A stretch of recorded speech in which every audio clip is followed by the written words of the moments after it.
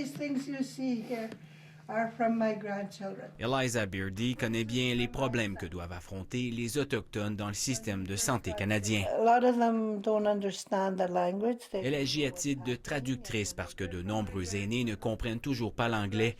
Eliza a souvent entendu des commentaires racistes venant même de médecins. The only reason you Aboriginal young people come here is just to get a high on pills. Elle raconte qu'un médecin a déjà dit à un malade que la seule raison pour laquelle les jeunes autochtones se rendent à l'hôpital est pour mieux se droguer. Pour le grand chef des communautés du nord du Manitoba, le racisme est omniprésent.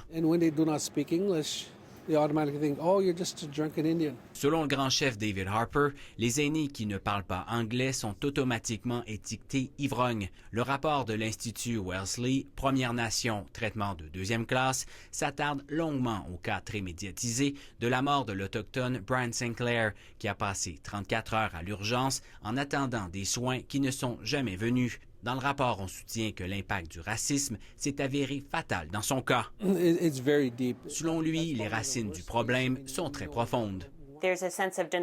Pour le Dr Smiley, co-signataire de l'étude, la question du racisme est occultée dans la société. Pourtant, selon elle, c'est un phénomène très présent, même s'il n'est pas nécessairement intentionnel.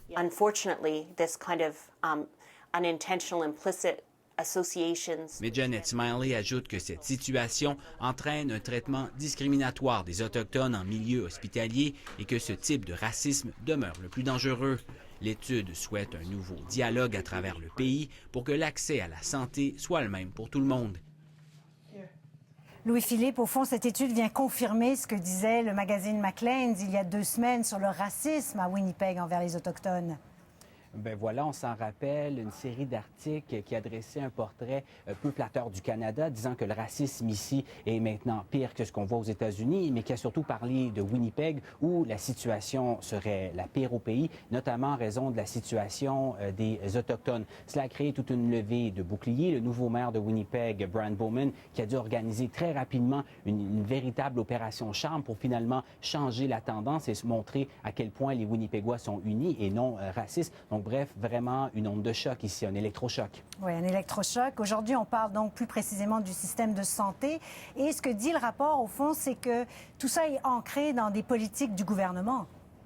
Oui, ce qu'on dit, c'est que ce qu'on explique, c'est que finalement, les disparités pour ce qui est de l'état de santé des Autochtones et des non-Autochtones, ça s'expliquerait finalement par la manière où les politiques gouvernementales coloniales, à quel point elles sont ancrées et bien enchaînées. Et bon, on parle notamment aussi des pensionnats autochtones. Les chercheurs qui ont effectué ces recherches-là, qui parlent aussi carrément d'un inconscient parti pris pro-blanc parmi les travailleurs de la santé, un parti pris finalement qui nuirait à la santé des Autochtones de partout au pays. Évidemment, c'est un rapport qui va donner plus de poids aux revendications des Premières Nations qui veulent du changement aujourd'hui. Ben voilà, de Idle No More en passant par ce groupe qui demandait une enquête nationale publique sur le sort des jeunes femmes autochtones disparues ou tuées. Il y a de plus en plus de voix qui s'accumulent pour finalement dire que le statu quo n'est plus une option. Et là, on touche vraiment une valeur fondamentale du pays, qui est bien sûr l'accès aux soins de santé pour tous. Merci beaucoup, Louis-Philippe. De rien.